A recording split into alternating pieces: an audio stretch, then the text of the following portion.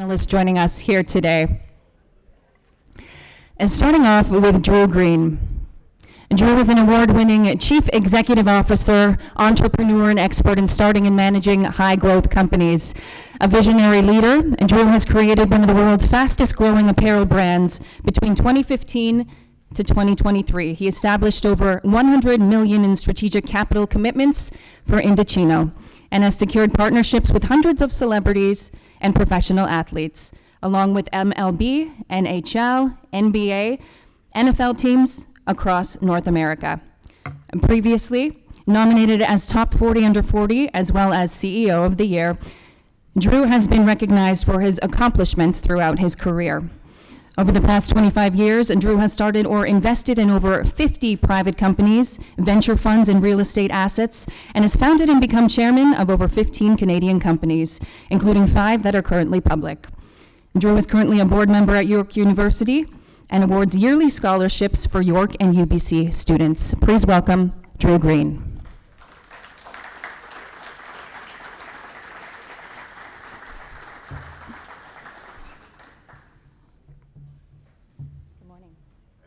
Any seat. Okay. Our next panelist is Megan Kerseval. Megan has been working in the sports and entertainment industry since 2012. And currently, she is the Senior Vice President, Account Strategy and Operations at Stellar Algo, responsible for building scalable frameworks that support the company's customer retention and growth strategies. Over the course of her 5 years, she has held multiple senior leadership positions across marketing, sales, and business operations. Prior, she oversaw marketing and event operations for the University of Calgary Athletics program, winning numerous North American college athletic awards for student engagement, attendance, and revenue generation campaigns, and sat on various committees as one of the few Canadian members of NACMA.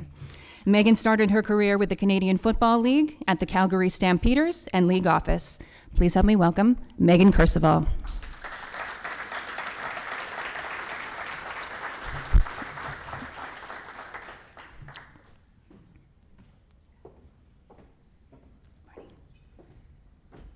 Yeah, anywhere you're comfortable.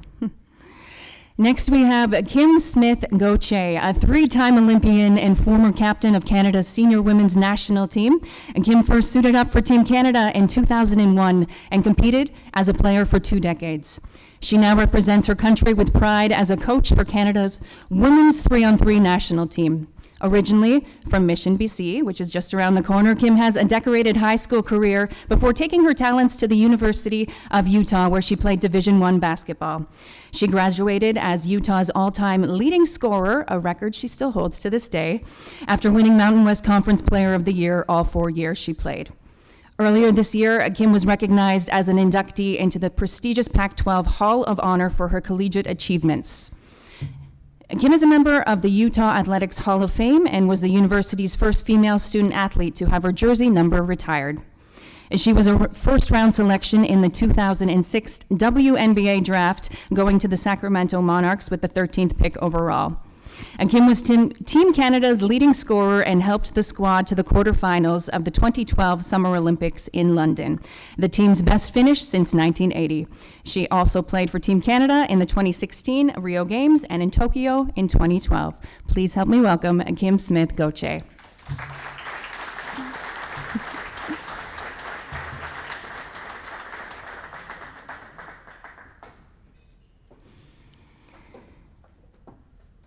And our final panelist is Mike Morreale. His visionary leadership of the CEBL stems from his extensive experience as a Grey Cup-winning professional athlete, head of the CFL Players Union, a TSN broadcaster, community leader, and successful business executive. This experience, along with people-first core values, has enabled Mike to form a strong foundation for Canada's only global team sports brand in less than 4 years. Under Mike's leadership, the CEBL has established itself as among the best of the 200 pro basketball leagues around the world. His vision has resulted in the CEBL being one of the most innovative pro sports leagues in the world, By having its own OTT platform, CEBL Plus, being the only pro sports league in North America to offer its players the choice to be paid in cryptocurrency, and being the only FIBA league in the world to use target score rather than a game clock to end its games, engaging a live DJ to perform courtside during game action, and by utilizing FIBA rules for a faster paced and shorter game than the NBA or NBA G League games, increasing media exposure. Please help me welcome to the stage Mike Morreale.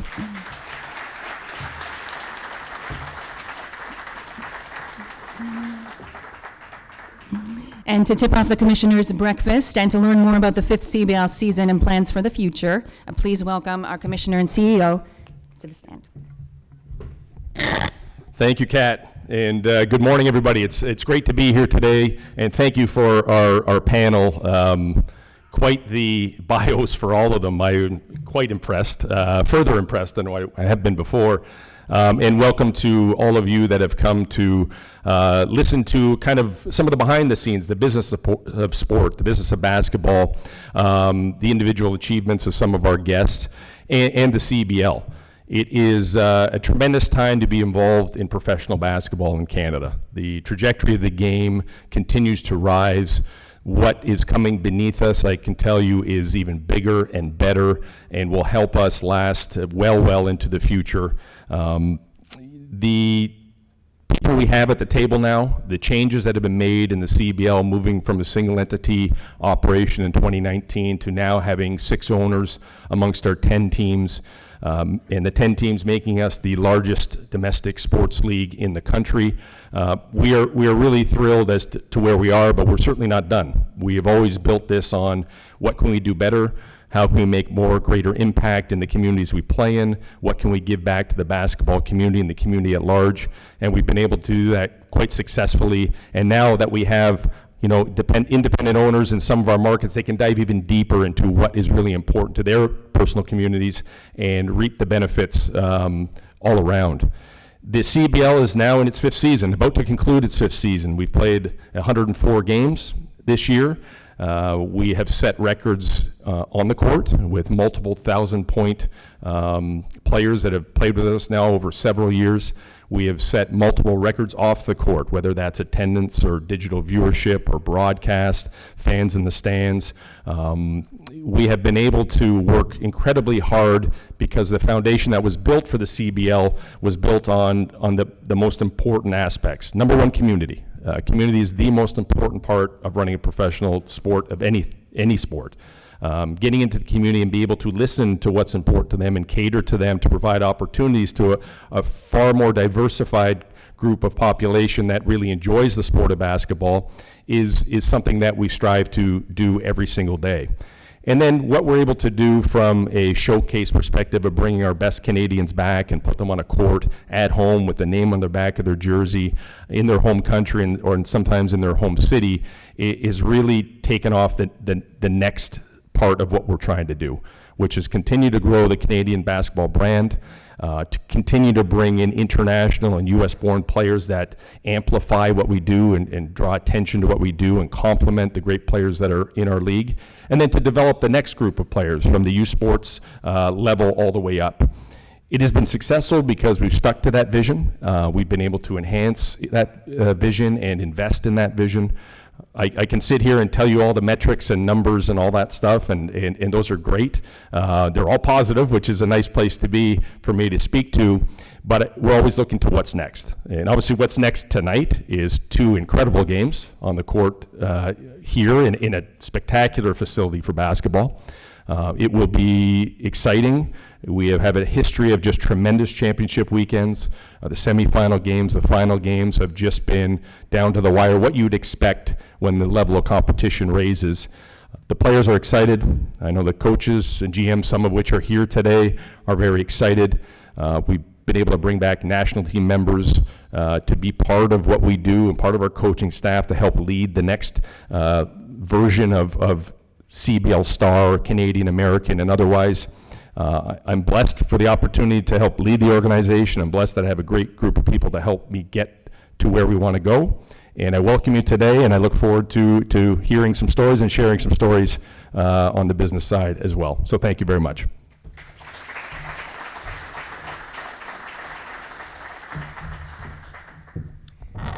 Thank you, Mike. And let's get chatting. Drew, we're going to start with you today. I will just kind of share the mics.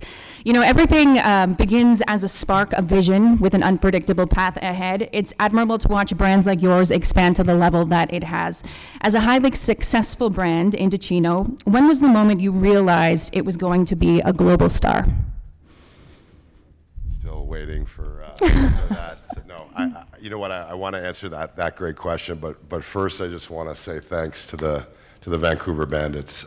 Just gotten to know them these last sort of 12 months, I'd say, more so the last 3 or 4 months, and have worked with professional teams around the world, including the Yankees and various NBA teams. And this is just a world-class organization, from the owners to management, coaches, all the way through to the players. We're very, very lucky to have them in this city, and so maybe we could just give them a quick round of applause. Second quick one is just Mike, and I've just gotten to know Mike, but there's nothing harder in the world than being an entrepreneur. It's kind of like eating glass and running up a hill at the same time, and it's just incredible what you've built with all the people that you have involved. So congratulations, and maybe just a quick hand for Mike. And then the third one is a little bit of PTSD. So I was walking in the building today, and I see this gentleman walking towards me, tall gentleman, I think almost 7 feet tall, and it reminded me of an all-star game in Toronto when he dunked on me.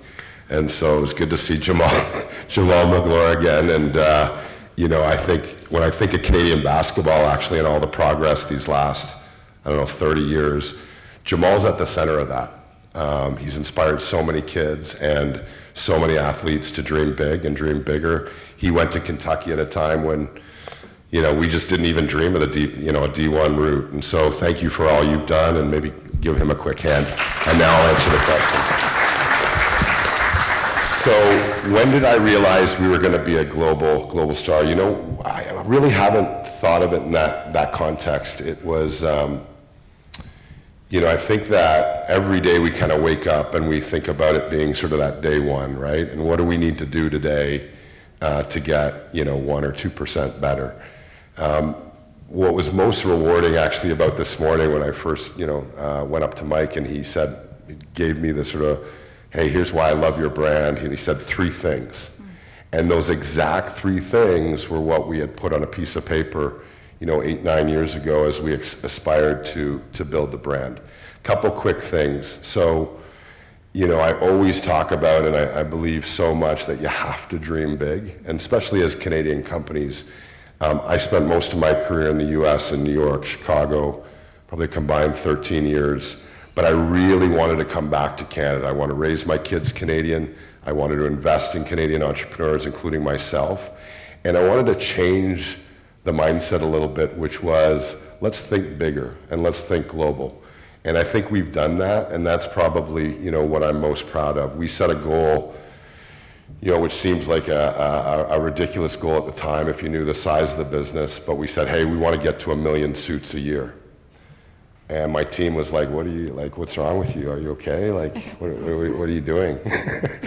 And we did it, right? Now, it took us 7.5 years, but you have to dream big.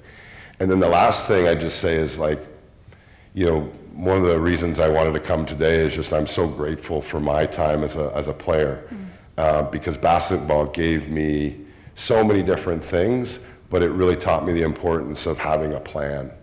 Having a plan for a game, having a plan for practice, having a plan for whatever it is you want to achieve, and that's carried on in my business world. And for us, the plan is always the same. So, you heard sort of 50 businesses that we've invested in, started, and are growing. The same 3 things apply for each and every business. People, you have to get people right. You have to surround yourself with good people. You have to treat them, better than you would treat yourself. And really, that's going to be your number 1 ingredient to success. You've got to figure out the product. So if you don't have a product that people want, it's kind of hard to grow a business. And then this third thing I think is really going to apply to the CEBL and the Bandits is that partnerships are everything.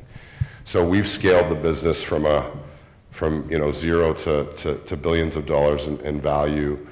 But we've done it through partnerships. This week I was in Chicago with my 8-year manufacturing partner. Couldn't have done it without them. The Yankees, the Phoenix Suns, hundreds of athletes, as you heard, hopefully the Bandits at some point. And it's those partnerships that really help you become whatever it is you aspire to become as a business or even as a leader. Long answer, No, sorry. that's wonderful. That's what we want to hear. You mentioned basketball. We'll talk about a little bit more about that, the ties between basketball and Indochino in just a moment. But Megan, we're going to move on to you right now. The look of the CEBL and its 10 teams, another cool brand, are some of the coolest in Canadian sport landscape. The brand, was easy to grab onto and so well captured the aura of each individual market as well. It was inclusive, cool, relatable, respected. As a marketing expert, how do you keep a brand current, and when do you know it's the right time to change things up? Yeah, well, I'll start with another kudos to the CEBL. You can just feel the vibrancy and the life in this brand that, I think there's other leagues in this country and across North America that are probably pretty envious of. And so just big kudos to everybody who's been involved in that. I don't see it as, you're current for a certain period of time and then suddenly you hit this big chasm and this cliff where it's like, okay, now it's the time to modify and change. The only constant is change, and your fans and the people around you, they're constantly changing. Priorities, life circumstances, where they live, where they want and can spend their time. And so if you're not constantly changing, then you're not going to stay current for very long. And it really comes down to, you'll probably hear me talk about this quite a bit, and I'm sure you guys have seen this as well, but it's about understanding who your market is and who your fans are, and it's not a one-size-fits-all for everybody.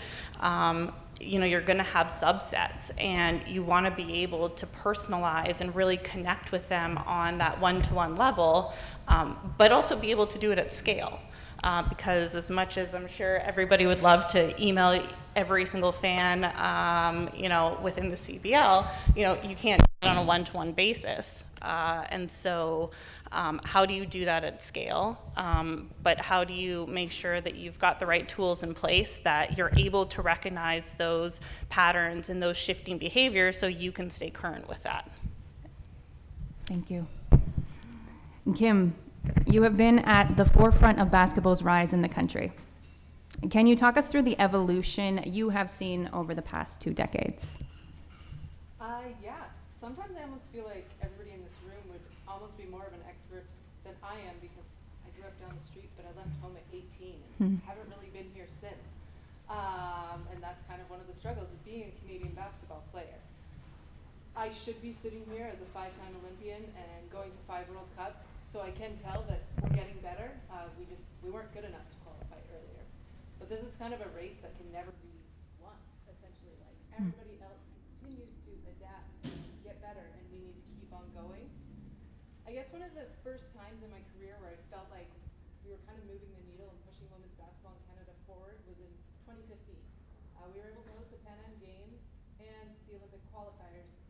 Pan Am Games were in Toronto and Olympic qualifiers were in Edmonton.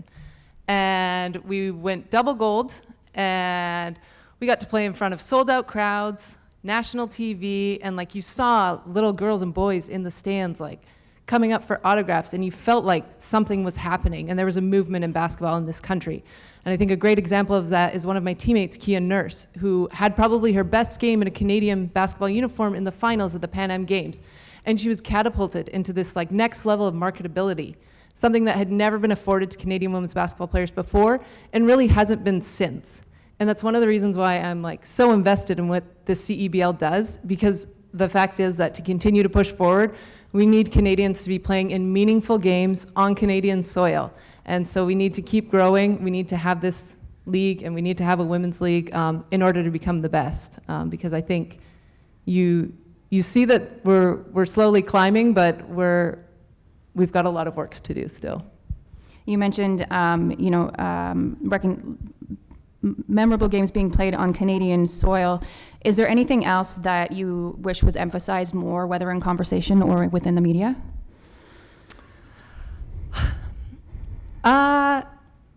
I mean, I just don't think our stories are told enough. You know, I think it's so, hopefully this improves with the Sportsnet partnership in Canada basketball. Hopefully there is a future forward, but I think it's just like, we have amazing athletes and amazing stories. And one of the huge things with women's basketball, I've played all over the world, and in Europe, like, I'm playing in sold out gyms, you know, and you walk through town and everybody knows who you are, and that's because they're invested personally, because they know your story, because they've gotten to know you. And I think here in Canada, we don't know our athletes' stories enough because they're not told, and because I spent my whole career overseas, you know? I never got to play in Canada. I never got to grow the game in Canada, essentially. And so, Mike, let's talk about how you're telling the story with the CEBL then as we complete the 5th season. What are the most important business lessons that you have learned in your role as commissioner? I think the number one business lesson we learned, I think it started early, was just recognizing who we are.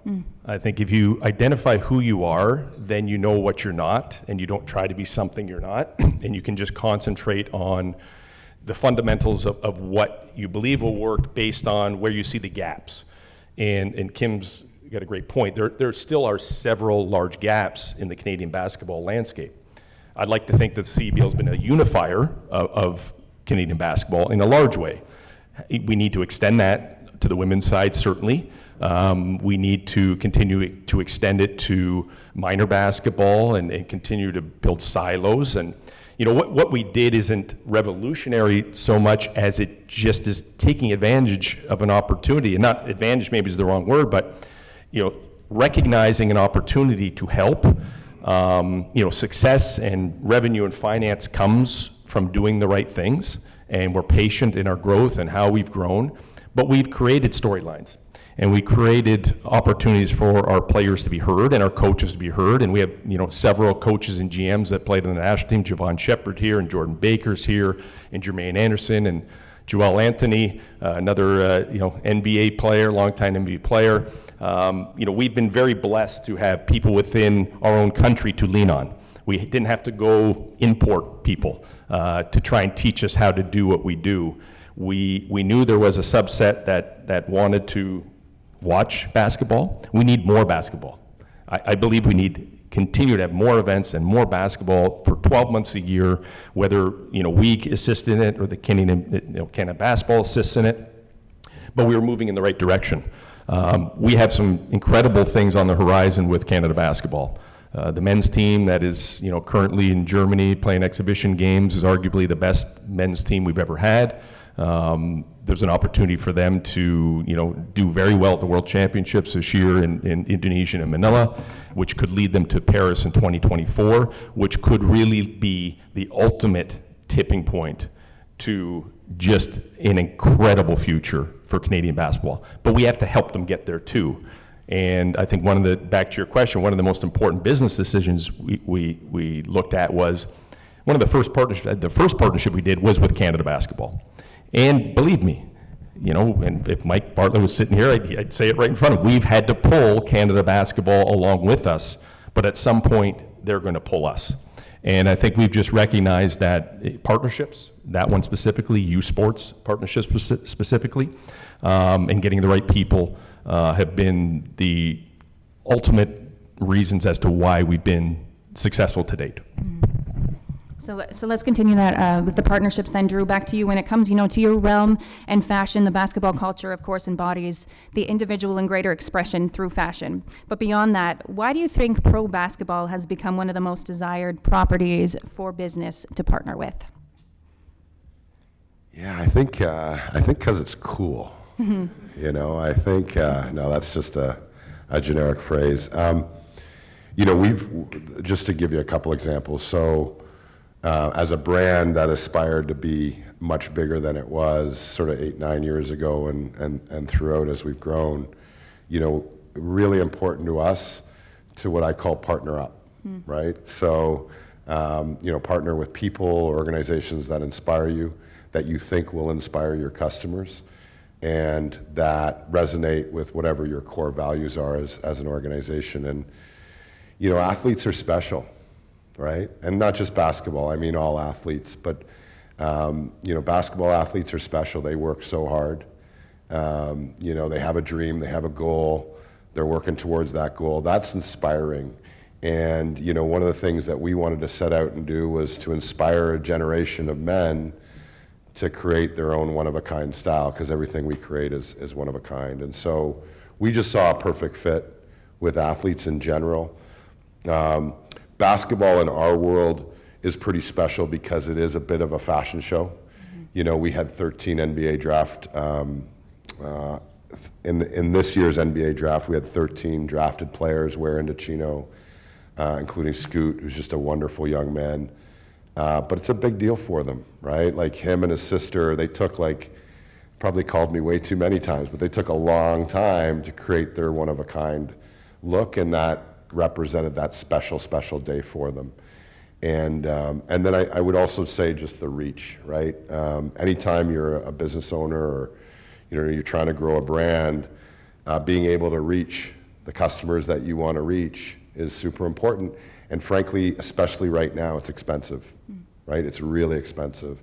I've built businesses that totally relied on Google, totally relied on Facebook, and then you wake up one day and you're like, oh my God, they just changed the algorithm. And so you've got to diversify your media mix.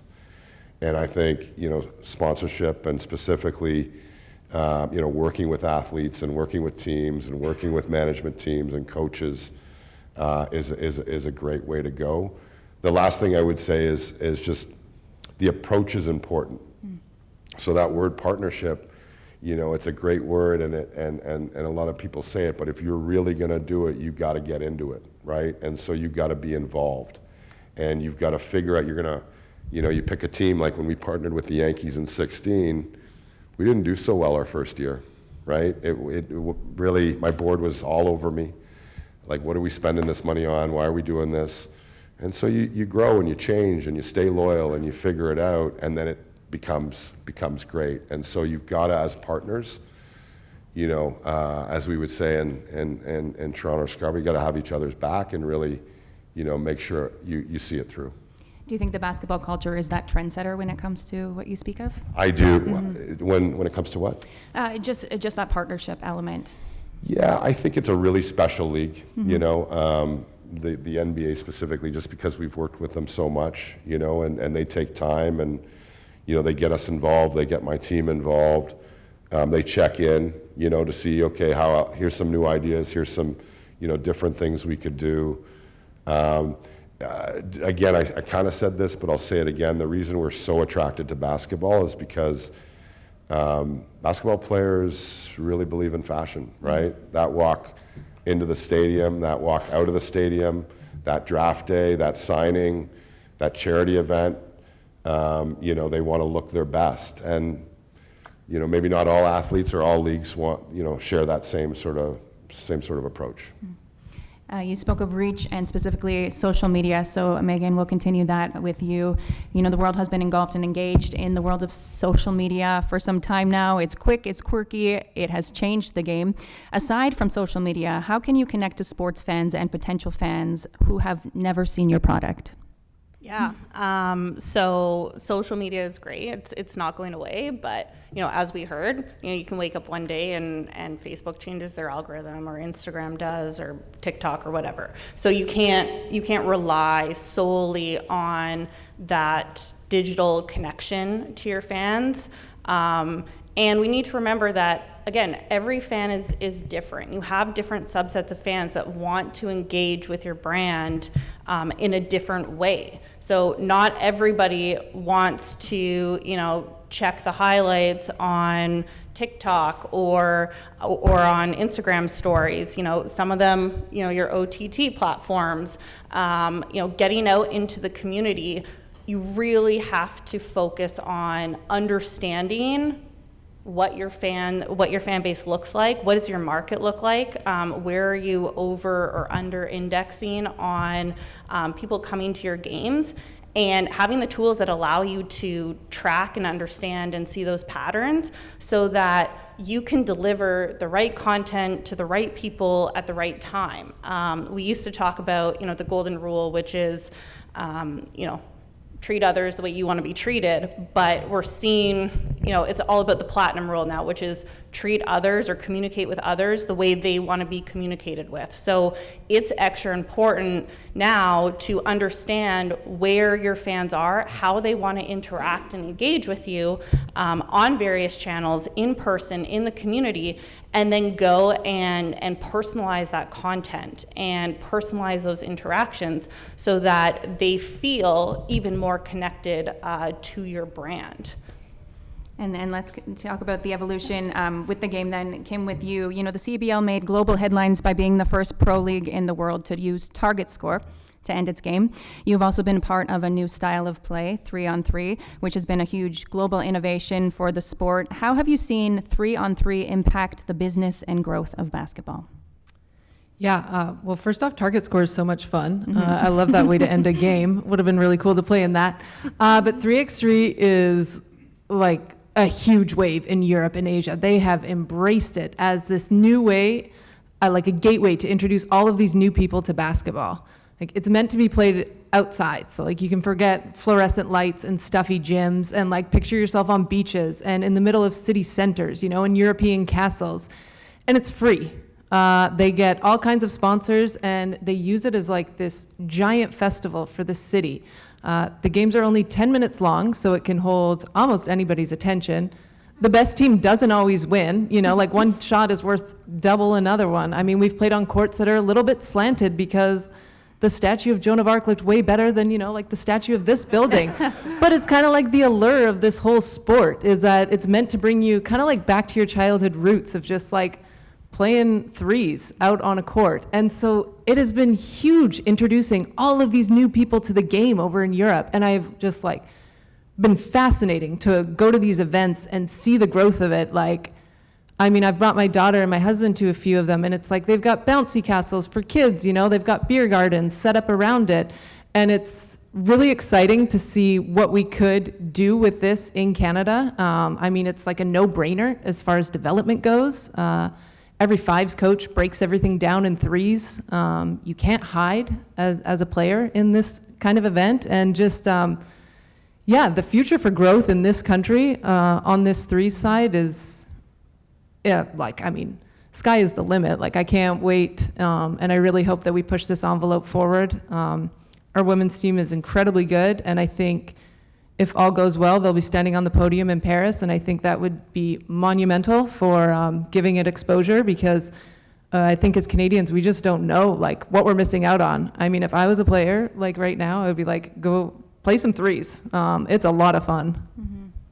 And speaking along the lines of growth and development, back to the CEBL, Mike, 2023 CEBL season has now brought tremendous growth with significant new ownership groups. How has this strengthened the league this season? It's been incredible. It really has allowed us to do more. And before I get into that, I'm going to say thank you to Kat she's done this now a couple times at our award show and here, done a tremendous job. And for all of you who didn't know what the hell a commissioner's breakfast was, and now you're able to hear, I'm certainly enjoying everything up here. This is exciting for me. Before I get to that question, to me, I think when I look across the panel and to businesses that are always trying to do things differently, being a disruptor is kind of cool. Whether it's finding a new way to deliver custom-made suits or trying a new sport at 3x3 that's different than the traditional, or starting a business that looks at fan engagement different than anyone, or us doing target time.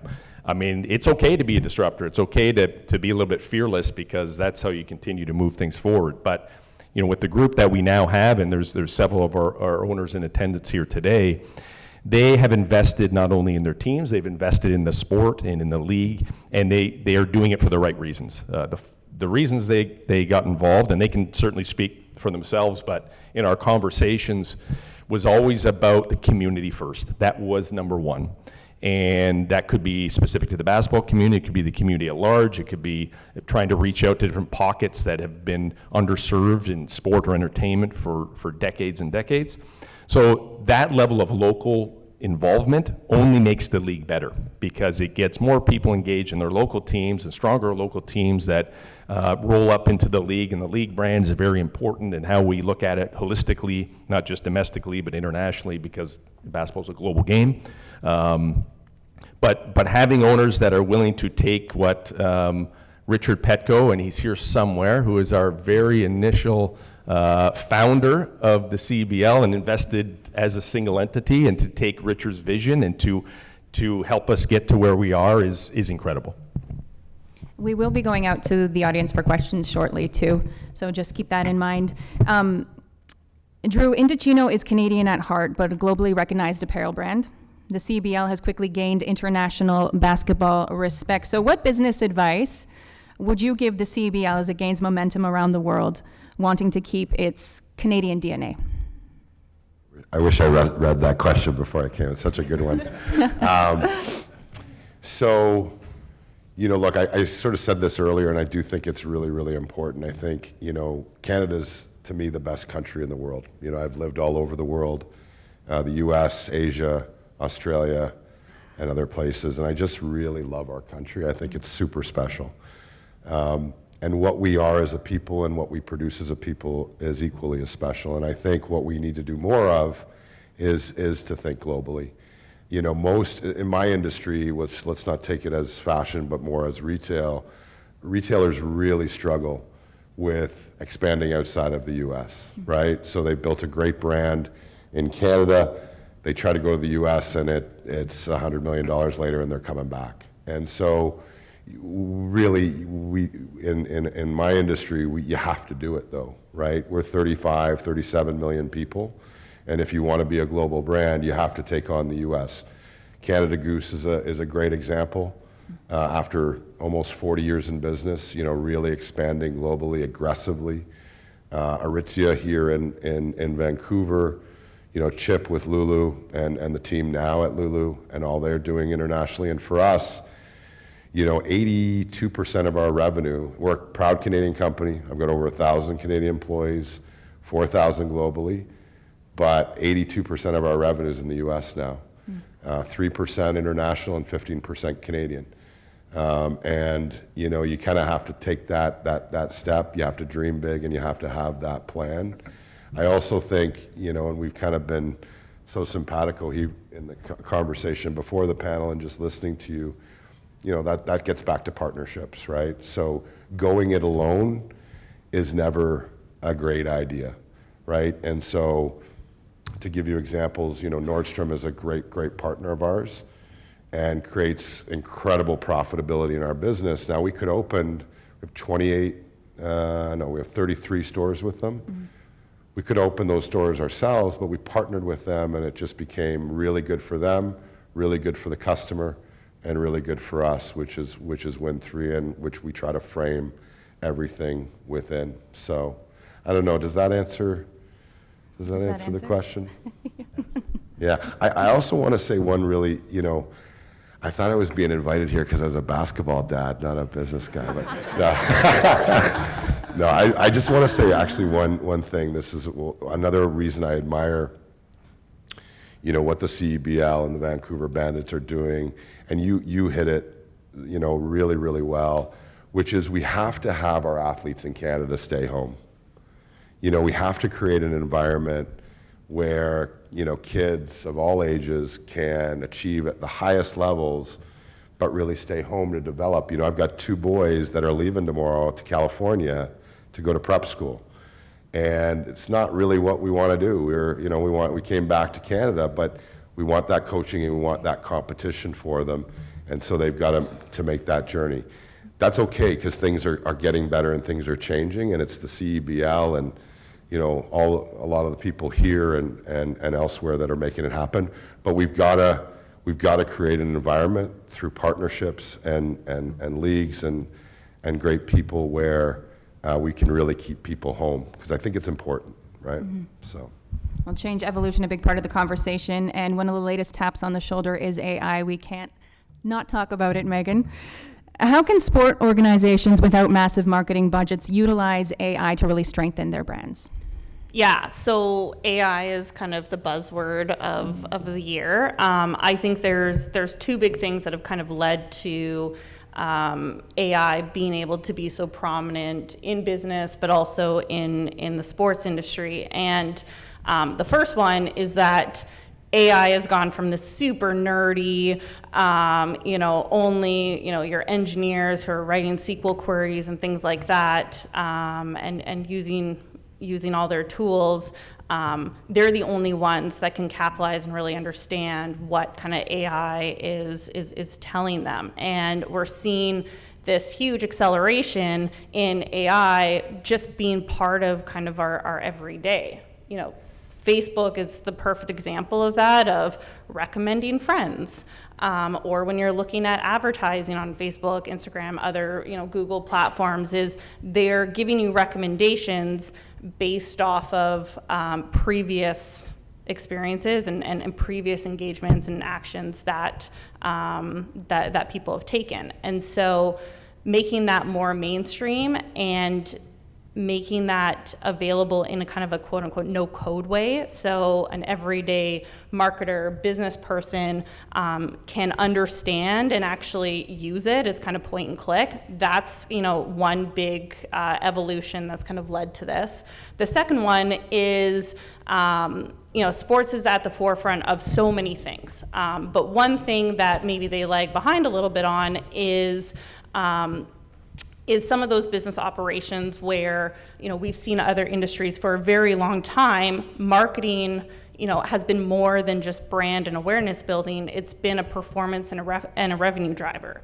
And we've been seeing over the past few years, sports marketing departments have really started to shift, whether they've been bringing in new people from outside the industry, or they're seeing that change where marketing is no longer kind of a cost center, but it's now a revenue driver. And so that mindset shift is really important, because if you don't have that mindset shift, then you can throw all the tools available to you, but you're not going to use them.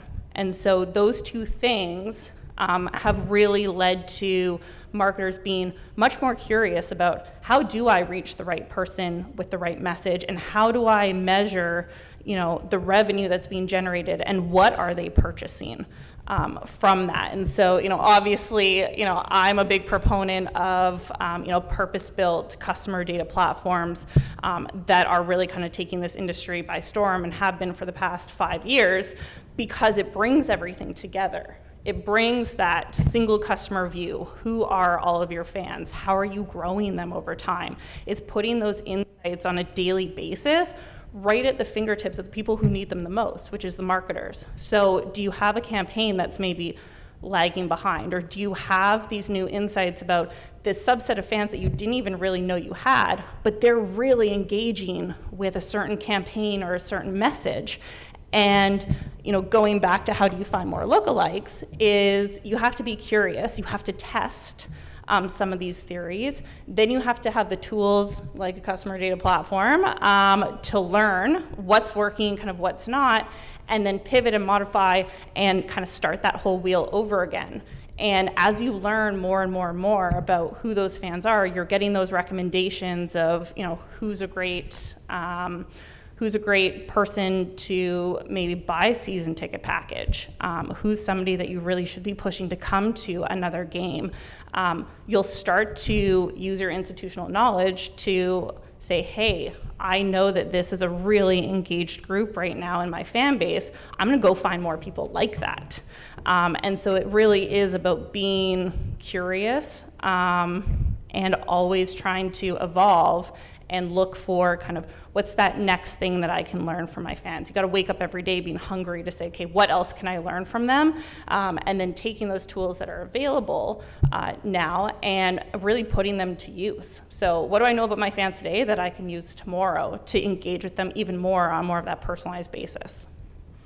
One more question from me, and then we'll go out to the audience. Megan, you spoke of good business leaders needing to adapt, but good coaches need to adapt too. So, Kim, I will go to you on this one. How did you adapt to coaching the 3-on-3 game after such an amazing 5-on-5 career, and what were the most important skills required? Yeah, I mean, I think I kind of started to adapt at the end of my playing career. I had a lot of fun playing basketball, so I went ahead and dragged my career out real long and ended at like 38. But I had to adapt at the end of my career, and I came more of like a player coach, so I could still add value when maybe my game wasn't like quite at my peak years of playing. And I think it was just like being humble and trying to learn from every single coach that I had. Like I had some really bad coaches overseas, but it was still like you learned something from everybody that I interacted with, whether that be like drills that are really not good or some like set play that was great. And so when I went into the threes side, I knew that I was going into an environment where I really wasn't going to know the ins and outs and the little nuances. I mean, basketball is basketball, so I knew I was going to be able to come in and be like, hey, when they're drop hedging, like, this is how you need to attack it. And I can look at film, but I mean, just collaborating and being humble and like, you know, asking them to help me, to teach me everything that they know. And so I think it's just really going in with a growth mindset and being a lifelong learner, I think is a big thing that's helped me. And I've been able to learn a ton and continue growing. The 3x3 environment is also really cool in that, I don't know if it's because like you warm up with the other team or there's only like 4 players on your team, but so when you go to these tournaments and you sit down at the dinner tables, it's not just like Team Canada and this is Team France, it's like everybody's intermingled, and so you'll have like random conversations like how do you guard a back screen and things like that where you have frequent interactions where you can continue to learn and continue to grow. Mm-hmm. Very much believe in the never stop learning theory, and that's why we're all here. So I will go out to the audience now for questions, if we have. Anybody have questions today? Yes? Sure. What's the growth strategy for the small communities across the nation? Because there's no real major league that actually does that. We sort of forget about the small towns, it seems. They just go to big cities, and that's where they stay. They don't really go outside big cities or those GTA, right? You know, for us personally, if you look back when we first started in 2019, we went to the areas in which we felt comfortable that we could actually execute on the vision. And in some of those markets, they were smaller than where they are now. Like Guelph is a great, perfect example. You know, and you have to take everything into consideration because you're building a league that, you know, in leagues of the same nature have notoriously failed repeatedly year after year after year. So you're up against the biggest uphill climb ever. So you want to be able to execute. And sometimes when you're small and growing, you can only execute at a certain level. And then you get to that point, the tipping point where you're like, okay, we can stay here or we can challenge ourselves again and go to that next level, which is why we moved from a Guelph to Calgary and the success followed. So as we look at the future of the CEBL, you know, of course, we've had great growth and likely more growth in the next couple of years. And at some point, you know, we're going to stop that growth and then look at other opportunities collectively as a group. And perhaps that means getting into smaller markets, maybe with the similar product, maybe with the same product. The thing is you always have to think about it. You always have to be prepared for it because you can't be everything to everyone. So sometimes the way we approach games in our major markets may not resonate the same in smaller markets. So to Megan's point, who evaluates this every day, you have to be able to be adaptable and change. So, you know, we've gone almost the other way, you know, started small, went big. I'm not sure we'll go small again in the same landscape of where we are now, but there is room for more basketball, without a doubt. And there's room to be different and to try different things. And the 3X style of basketball is very cool. You know, there are complements to what we do and complementary markets. So we're kind of I don't want to say too much in case the board says, hey, what the heck are you talking about? Just stop talking there. We're not doing that quite yet. So I just, we're always thinking ahead because, you know, we are open to change, or we're always open to solidifying what we do best as well. Yeah, I guess I should expand a bit more. So I meant a little bit more in regards to how do you pull new fans and train new fans in the hamlets and the villages and the towns across the nation? I think our teams bear a lot of that responsibility and have done it incredibly well. I know here in Vancouver, this team has been all over the Fraser Valley, all over Vancouver, into the hamlets, into the small spaces, knocking on doors, community give back, you know, providing opportunities to not just train basketball, but have indoor sports complexes. It's real, doing the COVID testing, like just getting in and getting dirty, so to speak. That's what you have to do, and then you can leverage the data that you create from creating new relationships and then learn more. And the beauty about now, in advertising and marketing, it used to be you put up a billboard and you're stuck with it for a month. Now that can change the next day, the next hour. The message can change. You can evaluate data in real time. You can change strategies on the fly. So, I think it has to start with boots on the ground and hard work and community. And slowly, one by one, you continue to grow, I guess, the radius of where you are and who you are. But it has to be personal relationships, I think, to initiate. And then you learn how to build on those personal relationships to deliver that same message just in a different way.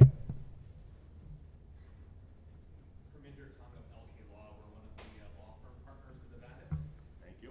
So Drew made a statement about Chino's grand vision of 1 million suits a year, right? And this may not be a question for you, Drew, but maybe anyone. What would be the grand vision of this league if you were to tell us those dreams you were having, those thoughts that 10 years from now? Can you share a little bit of that? I think first I'll go back in time. So sitting in a boardroom in Thorold, Ontario, 6.5 years ago, and speaking to some of our, senior people. We weren't senior. We all weren't very senior. John Lashley was certainly the most senior in his experience, and we just sat around and talked about what do we want the CEBL to be, and where do we envision it being, in 5 years. And, our vision was at that time, pretty aggressive, but I think we've achieved that and more. And that involved 2 years of going through COVID and diving in and getting dirty and getting it done. But, in my wildest dreams, I dreamed of Drake walking into a game and sitting courtside. I mean, that was, from a basketball perspective and a cool perspective, and that was like the ultimate, and it happened. And next year you got one of the best rappers in the world playing in your league, and you've got media from all over the world paying attention. And the best thing we've ever done is we've done it very natural and organically.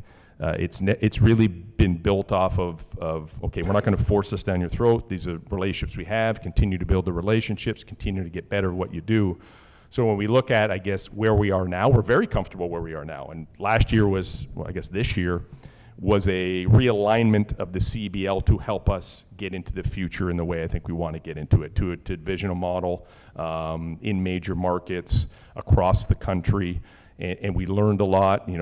We had a team in the East Coast. We made the decision to shuffle the deck, and we had teams in other markets, and we've done that. So I think from now, if I look in the relatively short term, it's likely going to be a 12-team league in the very somewhat near future. And then from there, my first reaction is to say, let's just enjoy that and get really, really good at what we're doing. There's not to say we can't grow beyond that, but I think at some point, because change has been so drastic, that we just got to get our feet set for a bit and just hone in on what we do really well, and continue to deliver on the court and off the court. How you doing?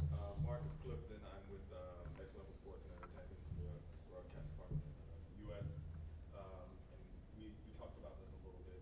Are there any plans to do any international games in different parts of the world, specifically in the U.S. with broadcast partners?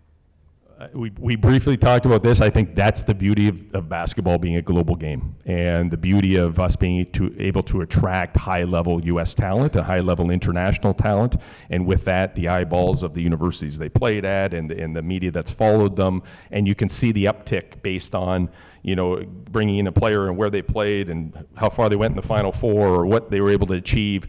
So it's only natural that I don't see a border between us and the U.S. when it comes to basketball. We are certainly fundamentally Canadian, but we want to welcome the best of the best, and if that means that the CEBL leaves a little bit of a footprint inside the U.S. in the future, we've certainly discussed it at league office about how do we engage with our players. Like right now, it's about timing. We did play internationally the last several years in the Champions League of Americas under FIBA, so we spent the last couple years in our off-season traveling to Nicaragua and Mexico and Puerto Rico and all over the world to compete against the champions of those respected divisions in the Americas. That was a huge eye-opener for us. Can we replicate that in the U.S.? Likely a lot easier and a lot cheaper. So I think there is room to easily cross the border and do something. And obviously, thank you for your partnership with Next Level Sports, because you provide a lens to the the U.S. consumer into what we do. And I know the people that tune in, that watch the game, love the game. And I think that's really important. So to make it happen, we need the support of broadcasters, right? We need support of delivering the message to people that maybe aren't picking up TSN in the U.S. and beyond. So partnership, it really comes down to that. But I think obviously we have a willing group that's looking at things to try that can help expand our season into a 12-month-a-year business. Any other questions? Yes, we do. Okay. Mike Kelly with Postgame. Somewhat related, thinking about audience, there's a lot of talk in the industry around Gen Z and younger and their consumption patterns. How to address those challenges? You got the TSN deal, you got Next Level in the U.S. So as you're growing an audience, how to get the younger fans who maybe aren't watching a full game necessarily, they want clips, and it's kind of for everybody. Like what are you doing to address that? I'll just start briefly and I'll pass it on to some of the experts. But I mean, for us, we play incredible basketball. And I believe we run an incredible basketball league, but we also are a media and content delivery service that delivers content at scale to the people that want to consume it. And we just continue to have to learn at what they want to consume. So the younger generation, for instance, we have a partner called WSC, which is used by all the major leagues across the world, which immediately will cut up clips and highlight packs and deliver those, and we can deliver them through our network of social media and other platforms, or CBL Plus platform, to be able to deliver that to people when they need it, as they need it. But that comes through, in the beginning, just like, oh, I hope this works, and you kind of roll the dice. But now bringing in partners like Stellar Algo and Megan's team allows us to actually dive down into what they want to consume. And we just have to continue to create and develop content to be able to deliver it to them. Yeah, I love this question. We work with teams in every major league in North America. We've got a league deal with the NBA and the NHL, and working with over 150 sports properties. We hear and we see the efforts that are going into wanting to bring in that younger demographic. And I think that basketball has the greatest opportunity to do that because, like Drew said, basketball is cool. Basketball is so diverse already, and it's so accessible, and the players already have so much personality that they bring, people together. But now it's about, how do we, without getting, creepy, but like, how do we track that? How do we understand that at a deeper level? And then we're really excited to be working with the CBL because, not only am I sure that, we're going to learn a few things, but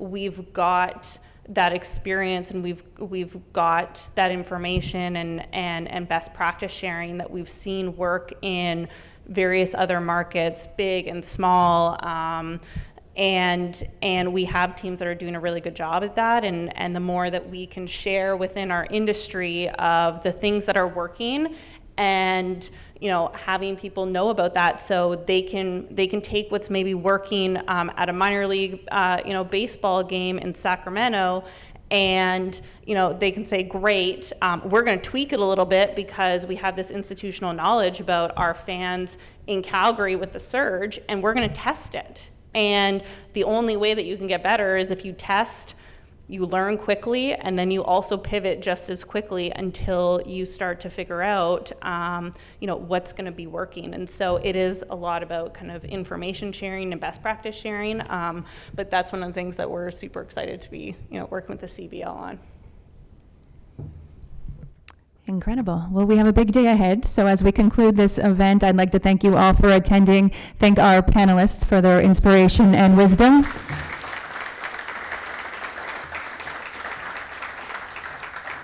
And we look forward to seeing you all here tonight for the conference finals. So enjoy your day, and we'll see you soon. Thank you.